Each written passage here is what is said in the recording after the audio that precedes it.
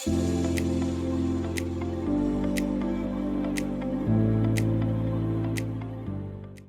everyone. Hey, Welcome to Kingdom and Marriage. Kingdom and Married, K&M. K&M. What's up? I'm Mel. And I'm Obi. And this is Sammy. Uh-huh. Well, we're really excited to talk to you guys about what we have in store for you today. Yeah. Baby, what are we talking about? Today we'll be speaking on practical kingdom habits for, couples, Yes. not just couples in the kingdom, but just, I think couples in general, right? Yeah. I think couples in general, because, like we all have different habits that we bring into marriage, and sometimes it's very difficult to find a habit that is healthy for the relationship. Yeah. And I guess one that sets a good foundation for the relationship. Yeah. Like you said, everybody comes with their own experiences and stuff like that. But when you come together, it's a coming together of two different people, but you've got to set things that you establish as a precedent. The precedent, as they say. You have to set the precedent. Yes. and that sets the tone for the marriage, I think for us, it was pretty straightforward because we are established in the kingdom. But I like what you said about it not only for people it's not only for people who are in the kingdom. Yeah. This can be for anybody, who is in marriage, and there just doesn't seem to be any type of flow. Yeah. You find yourself balancing quite a few different things, right? Yeah. You balancing the interest, the intimacy interest of the marriage with work and career, with family, with responsibilities, with all the other stuff. And for us, and finances can be a big thing. So, yeah. Yeah, I think like without having a structured purpose in the marriage, yes, two people love each other and they come together and get married, but then you need a singular goal, as you may say. And I think having like a healthy habit in the marriage, like going out on dates, setting times for doing certain things, and a lot of the habits that we sort of like generated is being cautious, or being, what's that word? Cautious? No. Intentional. Being very intentional with a lot of things that we do, like when it comes to like our prayer life, or maybe like going out on a date or something like that. Yeah. Being very intentional with that.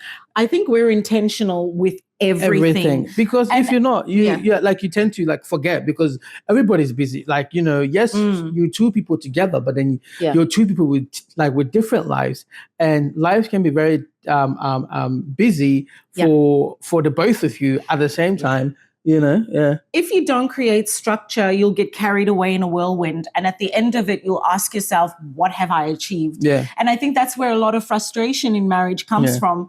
It's the start of the marriage is beautiful because a lot of it is so emotionally intense. And the longer you stay with someone, the more that it doesn't die down, but a marriage is, I was having a chat with somebody, I can't remember who it was, and we were talking about marriage, and we're talking about the fact that a marriage is a partnership. Yeah. It's not based on how someone makes you feel. And how they look. We've spoken about this at length as well. Yeah. And so the longer you are together, some of those things are no longer at the forefront of what you're looking at. So because it fades. Yeah. It fades a lot. Yeah, it does. Yeah. And so you have to be really, really careful when you're choosing to get married to somebody, but also being able to sit down and create some practical kingdom habits. Yeah. And which then moves us to like what the state of union in how you structure your union, in how you structure your, like the finances, the household chores,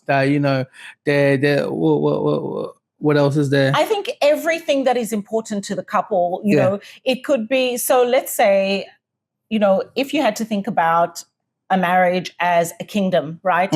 Generally there's a king, and then there are subjects, and then there are all the other things that are attached. But in the kingdom of the marriage, you guys need to sit down and discuss some critical topics, you know, that make that determine how successful you are.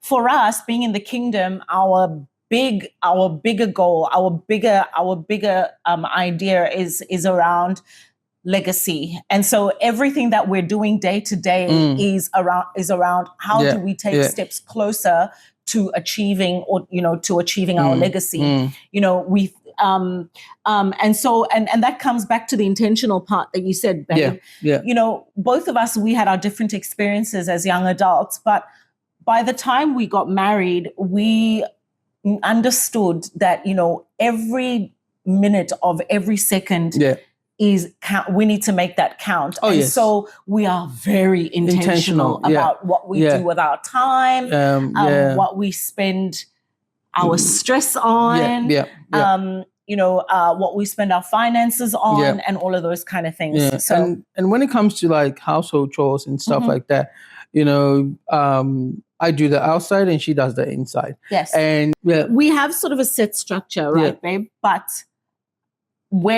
if I'm like really tired or it's just been a big week at work or whatever the case may be, we have communication. And if I have to cook, then I have to cook. Or if we have to eat out, then we eat out. You know, and that's the habits that you know, it can be interchanged. It can be it can be set. It can be a set rule, or it can be flexible when the need arises. It can be flexible when the need happens. And one of the most important things, apart from that, you know, is setting the union state, you know, rules again around finances, around household chores, around the like social life and stuff like that. One thing that's also important is your inner circle. Who is in your inner circle? Who is in your ears? That is.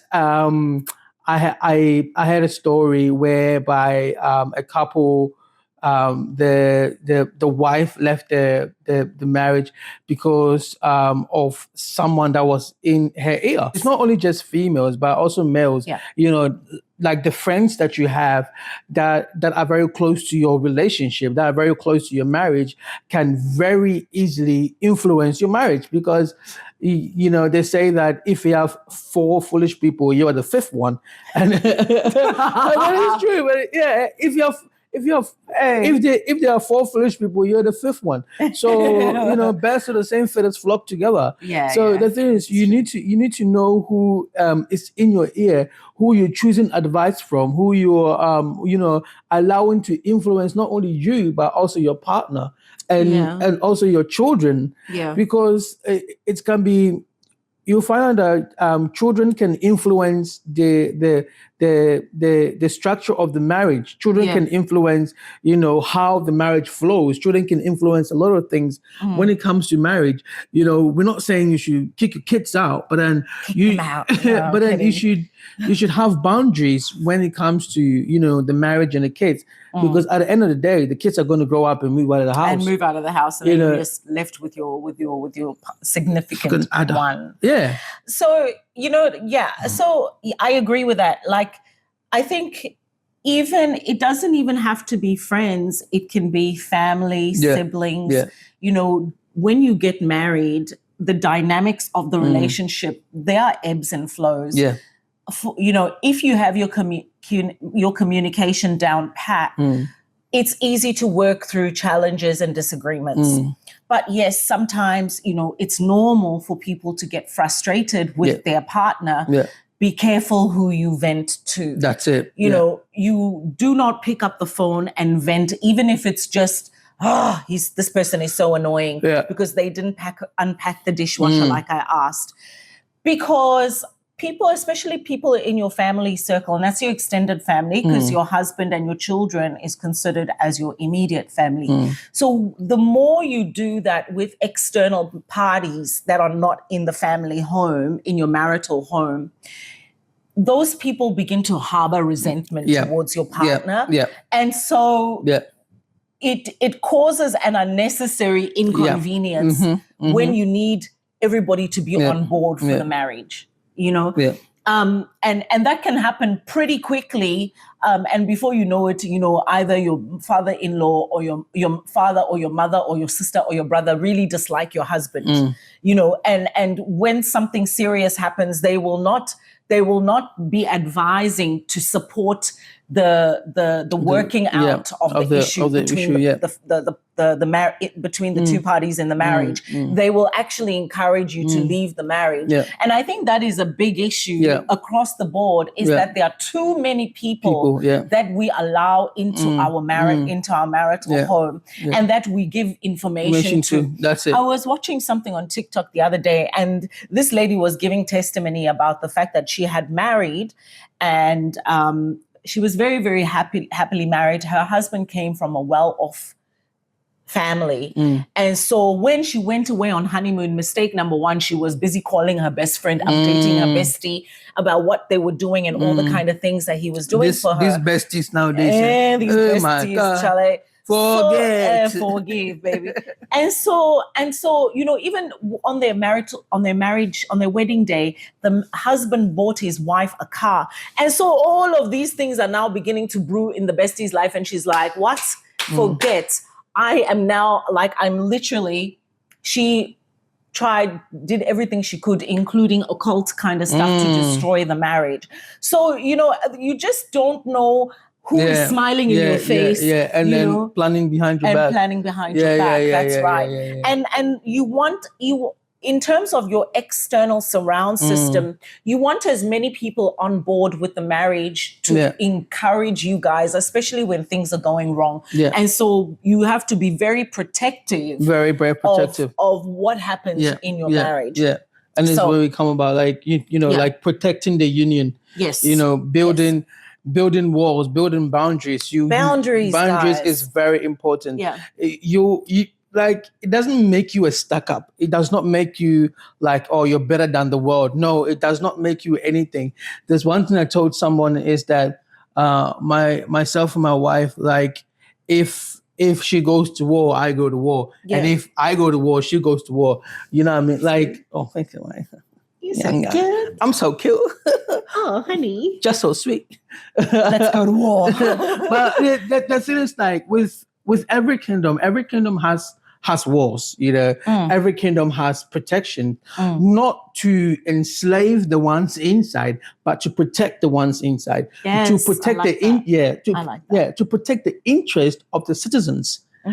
So as a kingdom married couple, we need to protect our interest. And our interest, yes, is the kingdom, but our interest is also being together and staying together. And that is our biggest interest, because in this life that we live in, like anything, it's easy to get divorced. It's easy to get divorced. Divorce is pretty high. You know what I mean? Charlie, divorce is expensive and it's very high. People are very rich. You know what I mean?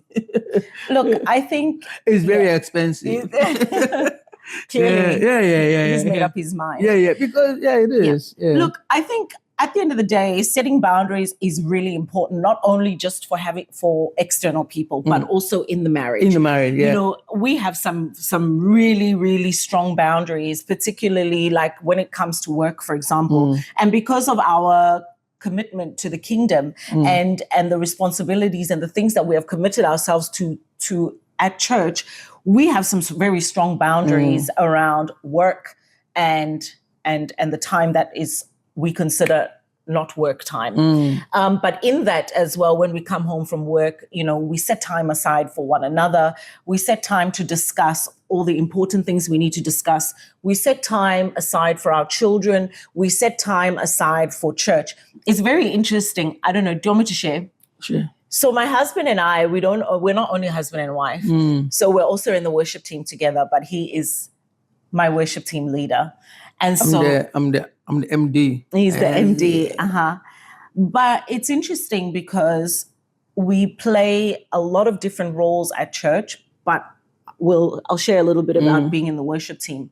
And so, we find it quite easy to navigate being able to separate home life from worship team life. And so, we can go to church and everything else. And the way that he interacts with me and how we work everything out is he is my leader, and I take directive from him and honor the delegated authority that has been placed on his life in that space. And then when we come home, we are husband and wife. So at home and at church and the functions that we play, we have those boundaries in place so that they don't overlap and it doesn't get messy. Yeah. Because there will be times, where we will disagree on something within the space of our music ministry. And those things start and are resolved and end there and don't come into the home. And the same as when we are in the home, if there are any things that we have a disagreement on or whatever the case may be, that starts, we resolve and ends at home as well. Yeah. And that's part of the habits that we're talking about. And being business partners as well is the same, pretty much the same thing. Yeah, and that's part of the habits that we're talking about, which is that cultivating that habit of doing it when it arises. You deal with the problem where the problem is at. Don't overflow the problem into and don't make a decision or act out of emotion. Yes. Sorry, baby. Yeah. And because we've been working at it for quite some time, and because we've been together for quite some time in the music team, and we've been working through these type of situations when they arise. If a situation happens at church, we deal it. In the church, we don't bring it into the house. When we started, it was a bit rocky, but now we're in a good place where we got it down. We know where the boundary is. Yes. When you don't like the saying, when you go to work, you don't bring your home problems into your workplace.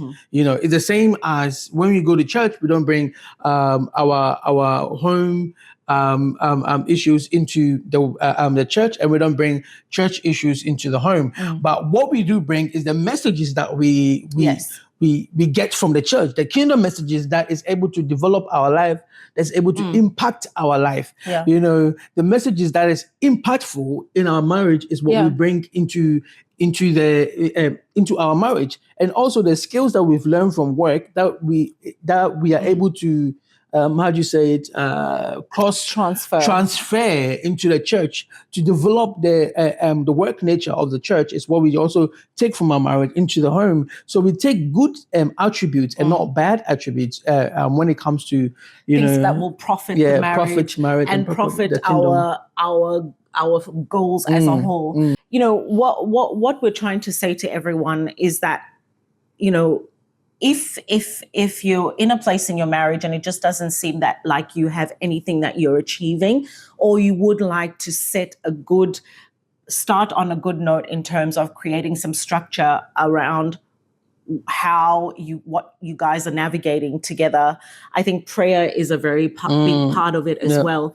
And being able to create some structure around, setting goals, setting boundaries, talking about finances, talking about topics that make you uncomfortable. Yeah. Like I remember when we were in a difficult situation or we're having difficult discussions, I would shut down completely. And then that kind of developed to, I don't really want to talk about this right now. And then now it's actually developed into us being able to talk about it in a loving and respectful way, manner. In a way that will add life or put life into the marriage. Yeah. And that's what it's about, guys. You have to be really, really protective over your marriage and over what you have set to achieve with your loved one. Yeah. Anyway, thank you so much for joining us today. Just want to remind everybody, like, subscribe, and share. Leave us a comment, and don't forget to, subscribe to our YouTube channel, guys. Yes, subscribe to our YouTube channel, man. That's good. Yeah. Just, keep. Yeah, subscribe to our YouTube channel. It's Kingdom and Marriage. I'm Obi. And I'm Mel. And Sammy's having a nap down here. Yeah, so until next time, mate. See you. Bye.